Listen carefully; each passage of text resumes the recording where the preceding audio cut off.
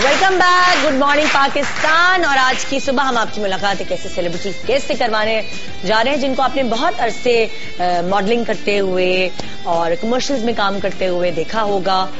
उनके बहुत सारे उन्होंने एड्स भी बनाए हैं, वीडियोस भी बनाई हैं और उनका एक प्रोडक्शन हाउस भी है, लेकिन एक्टिंग करते हुए आपने उन्हें कुछ दिन पहले देखना शुरू किया। मुझे बड़ा मजा आता है वो चेहरे जो स्क्रीन पर एज एन एक्टर आ रहे होते हैं, नए आते हैं, उनके बारे में जानने का, क्योंकि हमेशा लोगों को फ्रेशनेस बहुत पसंद है। और लोग ये कहते हैं क्या पुराने हीरोज ही बस छाए हुए, लड़कियां तो बहुत सारी नई आ गई हैं, लेकिन हमें नए लड़के भी चाहिए। तो नई एक्टिंग की लॉट में जो इजाफा हुआ है उनमें जो है मैं नाम पुकारने वाली हूँ। एक बड़े जबरदस्त सेलिब्रिटी गेस्ट हमारे साथ हैं। कहाँ गए भाई वो? माइक लग गया उनका? अच्छा, क्या करने गए? अच्छा, ओहो, आ रहे। अब मैं उनके बारे में बताऊंगी आपको आगे। मुझे नहीं पता था कि वो अभी वापस कहीं चले जाएंगे, फिर आएंगे। तो अभी वो आ रहे हैं और एक किसी और चैनल पर उनका एक ड्रामा चल रहा है जो आप बड़े शौक से देखते हैं। चलिए मैं आपको थोड़ा सा और क्लू देती हूँ। माहिरा खान है उनके साथ। माहिरा खान जो हमारी सबकी मनपसंद माहिरा खान है, हमसफर वाली माहिरा खान, वो है उनके साथ। और वो ड्रामा कुछ गाँव की स्टोरी पर बेस करता है। ये बिल्कुल मुझे नहीं लगता कि कभी ये गांव शायद खुद गए भी होंगे, लेकिन इन्होंने बड़ा अच्छी तरीके से उस कैरेक्टर को पोर्ट्रे किया है। तो क्या बुला ले हैं? अच्छा, चलिए हम आपको थोड़ा सा और क्लू देते हैं। इनकी बचपन की तस्वीर मैं दिखाती हूँ आपको, तो शायद आपको जहन में आए कि ये कौन है। आइए जरा बचपन की तस्वीर दिखाएं। कुछ जहन में आया? ऑडियंस में से किसी को आया जहन में? नाम आया कुछ समझ में? नहीं?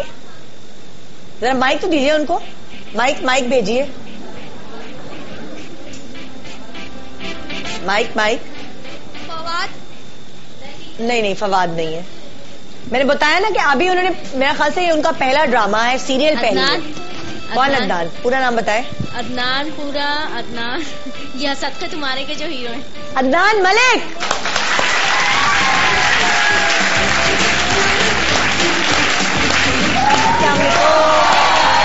कैसे हैं? प्लीज आइए। तो ठीक है, कैसे हैं? बिल्कुल ठीक ठाक है। यही? हाँ, यही। और कोई नहीं, आप आराम से बैठ सकते हैं। आप चाहे जैसे भी फैल के, ऐसे मतलब जैसे चाहे आप, बड़े मजे से सुबह। वैसे भी सुबह सीधा बैठना बहुत मुश्किल होता है। उफ, मैं तो वैसे भी सुबह जागना बड़ा मुश्किल होता है। अच्छा, सुबह नहीं उठते आप? मतलब स्कूल के दिन याद आ जाते हैं। हाँ, वैसे बड़ा अच्छा लगा आज, है ना? जब शूट्स होती है तो उठ जाता हूँ, वरना कमर्शियल तो सुबह ही बनते हैं वैसे। तो फिर तो आप उठते होंगे कभी कभार, काफी टाइम तकल्लुफ कर रहे हैं आप, उठते होंगे, है ना? नहीं, इतना नहीं। कैसे हैं आप? मैं ठीक हूँ, आप सुनाइए, आप कैसे हैं? Not bad. यही वो getting used to waking up in the morning, है ना? हाँ, अभी मैं उसी में हूँ। अभी आप उसी में भाग के आया हूँ, अभी मेकअप करवाए, भाग के इधर आया, और मतलब अभी आप कुछ देर लगेगी आपको, फिर आप जो है खुद हाइपर हो जाएंगे। अच्छा। यहाँ इस सीट पर जो भी आता है वो एकदम हाइपर हो जाता है। इतने सारे लोग गर्म जोशी से जब इस्तेमाल करते हैं, कुछ मेरी वजह से, कुछ ऑडियंस की वजह से, तो वो जब इतना सराहते हैं, इतनी तारीफें करते हैं, इतना प्यार देते हैं, तो फिर वो इंसान के अंदर खून की रवानी तेज हो जाती है। और तेज हो जाती है तो फिर बहुत मजा आता है। अच्छा भाई, कैसा एक्सपीरियंस रहा एक्टिंग का? मॉडलिंग शॉडलिंग तो करते रहे आप अपने अरसे तक, लेकिन एक्टिंग कैसा लगा? कितनी रीटेक्स हुए? काफी। अच्छा। हाँ, एक्चुअली क्योंकि एक्टिंग मैंने मतलब काफी लेट शुरू की। पहले 1-2 सिटकॉम्स किए थे कुछ 10 साल पहले। हाँ। उसके बाद वीजिंग वगैरह काफी की। हाँ। फिर मैंने छोड़ दिया। बेसिकली तो मेरी ट्रेनिंग जो डायरेक्शन की तरफ है। बिल्कुल। तो 7-8 साल मैंने वो किया। हाँ। 5-6 साल। और फिर रिसेंटली वो एक्टिंग का मैंने अपने आप को यही कहा कि यार अदनान अब कुछ कर लो, क्योंकि ऑफर्स आ रहे थे। हाँ। लेकिन मैं चाह रहा था कि मैं सेटल हो जाऊं as a director. Angry young man का कैरेक्टर आपने चुन लिया या उसने मुझे चुना एक्चुअली? अच्छा, कैरेक्टर ने मुझे चुना। आपने तो सिटकॉम्स की, तो ऐसे उसने कैसे सोचा कि ऐसे कैसे सोचा? हर चीज पे तालियां बजाएंगे। तभी तो कह रही हूँ ना, आपका खून बढ़ जाएगा।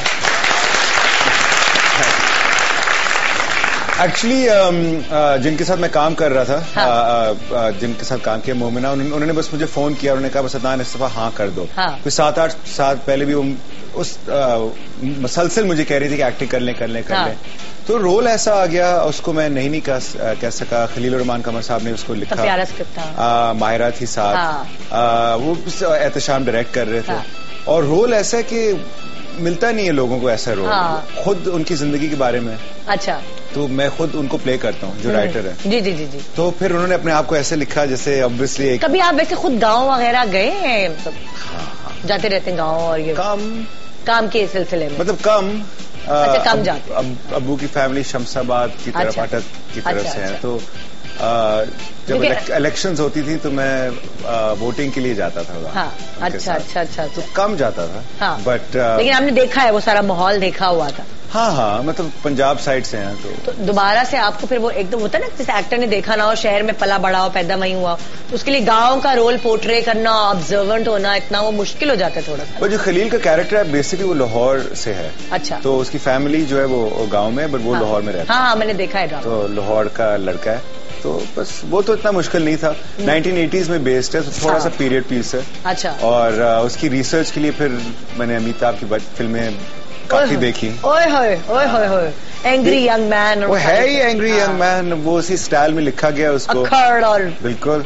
और वो मेरे अंदर इतना है नहीं एक्चुअली, अगर मुझे कोई जानता हो तो वो शुरू में सब, इनफैक्ट मायरा मुझे शुरू में यही कहती थी कि तुम गुस्से कैसे हो गए। हाँ। तो बड़ी मेहनत के साथ मैंने कोशिश की और प्रैक्टिस की। शीशे के सामने कैसे खड़े होके करते थे गुस्सा अपनी शक्लें कैसे? वो तो 3-4 शक्लें कैसे बनाई होंगी, आप बना के दिखा सकते हैं? अभी तो सुबह बनवा रही हूँ। वो शक्लों वाली बात नहीं थी, वो कैरेक्टर की कैफियत फील करने वाली बात थी। तो ऐसे शाम के साथ मैंने काफी मेहनत की बैठ के, और शुरू में माहिरा के साथ काफी रिहर्सल्स भी की। अच्छा। तो you have to get into the character. तो वो फिर मेरा जो तरीका है वो इनसाइड आउट है कि अंदर बंदा उसको थोड़ा सा समझे और रिसर्च करे, फिर बाहर जो होता है उस पर मैं इतना अटेंशन फोकस नहीं करता था। अंदर कैसे लगा ना, मतलब मॉडलिंग और ये सब कुछ करने के बाद एक्टिंग करना कैसा लगा? काफी औखा था, मुश्किल था। डायरेक्शन ज्यादा आसान है या एक्टिंग ज्यादा आसान है? मुख्तलिफ फील्ड्स ही अलग है। हाँ। एक्टिंग में सिर्फ ये है कि एक सेल्फ कॉन्शियसनेस होती है। आई थिंक शुरू में बंदा थोड़ा सा अपने आप पे काफी अवेयर होता है कि मैं कैसा लग रहा हूँ, कैसा दिख रहा हूँ। हाँ। उन चीजों को एक्चुअली साइड पे करना पड़ता है, क्योंकि जब आप एक्टर, आप इन चीजों के बारे में सोचना ही नहीं चाहिए। हाँ। तो उसके अलावा लाइंस याद करना। अच्छा, खलील रहमान कमर साहब की एक बात है कि आप उनके मतलब जबर जेर पेश नहीं चेंज कर सकते, तो वो भी काफी मुश्किल था। हाँ। तो उस हिसाब से इट वाज क्वाइट। आपका रटिफिकेशन कैसा है, कैसे रही है आपकी? काफी बुरा। पढ़ाई में कैसे रहे? नहीं, अच्छा, पढ़ाई में तो काफी अच्छा, काफी अच्छे रहे। तो रटिफिकेशन फिर ये कर सके कि नहीं? आई थिंक अगर आपकी अच्छी तरबियत हो तो फिर आप रट्टा तो जानते ही नहीं है ना। हाँ। अगर मैं तो एक्चुअली मुझे काफी मुश्किल लगा। अगेन वो बहुत चैलेंज था, बहुत चैलेंजिंग था मेरे लिए। हाँ, और वो नजर आता है, मैं टेक्स देखता हूँ तो वो जो शुरू का काम था वो काफी बुरा था। फिर जो आखिरी जो आहिस्ता आहिस्ता आप कैरेक्टर में होते गए इन। हाँ, तो लोगों को अब लगता है कि यार अदनान तुम नॉट बैड, कुछ कर लिया। शुरू में नहीं लग रहा था। अच्छा, अदनान आपने कहा आप पहले ऐसे थे नहीं, अब कैरेक्टर को करने के बाद जो गुस्से वाला कैरेक्टर, तो असल में तो कुछ ऐसा नहीं हो गया तो लोग कहते हैं यार तुम ड्रामा तारी तो नहीं कर लिया ज्यादा तुमने? फिर डायरेक्शन देते हुए गुस्से नहीं, बस वो ये है कि अगर मुझे खाना टाइम पे ना खाऊं तो थोड़ा सा हो जाता हूँ। अच्छा, वो बचपन से था। ये बचपन से खाना ना मिले तो फिर अदनान ने मूड ऑफ, थोड़ा सा रोंदू हो जाता हूँ। तो दैट पार्ट वाज सिंपल। 3 बहन भाई हैं आप लोग? हम 3। एक साकिब, आप और महा आपकी बहन। अच्छा, साकिब बड़े हैं? साकिब मलिक बहुत मशहूर डायरेक्टर है, फिल्म मेकर है। एड फिल्म उनकी, खमाज उनका गाना अगर याद हो मेरे शो पे भी आए हैं। आपकी अम्मी भी आ चुकी है मेरे शो पे, उनकी अम्मी भी एक्ट्रेस हैं और महरीन के अक्सर ड्रामों में नजर आती हैं। हाँ, बेसिकली तो वो एक टीचर है। हाँ। बट उन्होंने पूरी जिंदगी साल में एक दफा एक प्ले कर लिया। बड़े क्यूट से कैरेक्टर्स करती है, बड़े पॉजिटिव से। तो एक्चुअली वही था, उन्होंने भी मुझे ये कहा कि मतलब एक्टिंग में फुल टाइम, वो भी कहती थी जाना नहीं चाहिए, एक प्रोफेशन होनी चाहिए। हाँ। उनके हिसाब से तो काफी अरसे से मुझे नहीं करने दिया। अच्छा। हाँ, तो then slowly I think the last few years मैंने भी उनको मैं देखता रहा। I kept seeing them while I was growing up. नजर आता था कि अम्मी कर रही है। हाँ। तो साथ अम्मी काफी अरसे से कर रही थी। वो तो आई थिंक आप छोटे थे में लाइव ड्रामास होते थे उस टाइम से कर रही है। हाँ। अच्छा, वो आती जाती रहती होंगी फिर वो। हाँ, लेकिन वो प्रोफेशन नहीं रखा ना। अच्छा, एक हॉबी के तौर पे वो लेके चली। तो वो आपको आने नहीं दे रही थी, अब कैसे मनाया आपने उन्हें कि कर लूं? नहीं, उन्होंने बस वो यंग एज उन्होंने कहा कि एक प्रोफेशन सीख लो, अपनी पढ़ाई पूरी कर लो, फिर उसके बाद जो मर्जी कर लो। अच्छा। तो आई एग्री विद दैट। तो आपकी रिहाइश किधर है? कराची में कि इस्लामाबाद, किधर, लाहौर, किधर? तो हम हैं तो इस्लामाबाद के। अच्छा। We grew up there. Islamabad की एक पुरानी फैमिली कह दें, 1965 में इस्लामाबाद मतलब बना था, वो उसी टाइम मेरे पेरेंट्स वहाँ शिफ्ट हो गए। अच्छा अच्छा। तो बड़े फख्र से हम कहते हैं कि हम इस्लामाबाद की एक पुरानी फैमिली है। पुराना इस्लामाबाद। हाँ, क्योंकि लोग बहुत हंसते हैं कि इस्लामाबाद तो नया शहर है। हाँ। लेकिन अब कराची में पिछले कोई 8-9 साल। अम्मी तो वही है ना? अम्मी अबू वही। अम्मी अबू वही। अच्छा। बाकी 3 हम यहाँ हैं। अच्छा अच्छा अच्छा। थोड़ा सा अजीब है लेकिन। अब्बू तो इस फील्ड में नहीं, अब्बू तो मेडिकल में है। तो फिर आप कैसे इस फील्ड में आ गए? आप दोनों भाई इस फील्ड में आ गए, बिल्कुल ही अलग फील्ड है। अम्मी अब्बू बहन भी है, वो टीचर है, इंग्लिश लिटरेचर और आर्ट्स में भी इन्वॉल्व है। तो हम सब तीनों इसी तरफ आ गए एक तरह से। बेसिकली उनकी हॉबीज ऐसी थी। अब्बू ने एक्चुअली मुझे काफी फोटोग्राफी का शौक, एक यंग एज से उन्होंने मुझे कैमरा दे दिया। अच्छा। तो फोटोग्राफी का जो शौक था वो उनसे आया, तो फ्रेमिंग, हाँ हाँ, वो सारा उनसे सीखा। फिर अम्मी एक्टिंग कर रही थी, फिर आउटडोर एक्टिविटीज अब्बू के साथ बहुत करता था। तो काफी जो उनकी हॉबीज थी वो हमने अपनी प्रोफेशंस बना ली। वाह, जबरदस्त जबरदस्त। बचपन कैसा था अदनान का? शरारती थे, शाय थे? किसी और से पूछना पड़ेगा, बट अम्मी बताती तो होगी ना। अब मेरी अम्मी अक्सर बताती तुम्हारी नाक बहती रहती थी या कुछ इस तरह की बातें करती रहती है ना, जिक्र करते हैं अम्मा अब्बा। वो कहते मैं बहुत क्यूरियस था। अच्छा, सवाल करते थे बहुत? नहीं, मैं ऑब्जर्व बहुत करता था पेरेंटली। हाँ। हर चीज को ऑब्जर्व करता था, थोड़ा सा चुपचाप अपनी दुनिया में ही गुम था। हाँ। मगन। और मेरी सिस्टर थोड़ी सी बड़ी थी, भाई तो बहुत बड़े थे। हाँ। तो मैं अकेला ही था ज्यादातर। अच्छा। तो उसी दुनिया में मैं तो फिरता रहता था और अपनी सोच थी, और काफी स्पोर्टी था। अच्छा। पैम्पर्ड बच्चे होंगे, सबसे छोटा बच्चा तो हमेशा पैम्पर्ड होता है ना जरा, बड़ा भाई लाडला तो हूँ। तो खलील के साथ आई थिंक जो कैरेक्टर है उसके साथ काफी वो मैच करता है। वो मैच की चीज। अच्छा। तो ये नहीं पता कि शरारती थे, क्वाइट बच्चे थे, ये नहीं पता? मतलब हर बच्चा थोड़ा बहुत शरारती तो होता है। तो ये बच्चा कितना शरारती था? इसने भाई को तंग किया, बहन को तंग किया, तो बहन के बाल नोच के भाग गया या कुछ? नहीं, ऐसी बात, ऐसी कोई शरारत नहीं, इतना शरारती नहीं। इतना शरारती? अम्मी से बगैर पूछे मार्केट चले गए, ये तो मुझे पता है। ये कैसे पता है आपको? हमने घोड़े दौड़ाए हुए हैं बहुत, आपको नहीं पता? बाकी पता है आपको? ये हाँ। है वैसे आपने नहीं, मतलब अम्मी से एक दफा आपको, फिर दोबारा चले गए थे एक दफा आप, इस तरह हुआ था ना, उस पर डांट वांट पिटी थी कुछ? कैसे पता? ये बातें तो मैंने छुपा के रखी है। ये जो है ना, हम ऐसे नहीं बैठते यहाँ पे, कुछ पढ़ के बैठते हैं। बताएं क्या हुआ था? ये उस पे डांट मार पिटी थी क्या? एक्चुअली बोलना चाहिए, झूठ भी नहीं बोलना चाहिए। मुझे बड़ा शौक था वो GI जो फिगर्स का। अच्छा। हाँ, तो अब वो मिलते नहीं थे ऑब्वियसली। वो एक्शन फिगर्स होते थे, खिलौने होते थे। हाँ। तो बहुत बुरी चीज हुई कि मैंने अब्बू के बटुए से पैसे चुराए। और कोई मेरी कोई 8-9 साल की उम्र होगी, और फिर मैं सीधा वो मार्केट भागा गया। वो मैंने खरीदे और मैं वापस आया। मैं वापस आ रहा था तो मेरी जो मेड थी, आया थी उस टाइम पे। पूरी जिंदगी मेरे साथ थी एक्चुअली, रिसेंटली वो पास हुए हो गई। उन्होंने मुझे देख लिया, वापस आते थे तुम कहा, और मैंने कहा नहीं, वो पीछे वो मीर अफजल कुक मेरे साथ ही आ रहा है, वो पीछे आ रहा है। हाँ। तो जाहिर बात है वो झूठ थी। तो उसने अम्मी को जाके बताया, तो अम्मी बहुत गुस्से हुई कि क्यों किया। हाँ। और काफी उस वक्त थोड़ी बहुत मार भी पड़ी।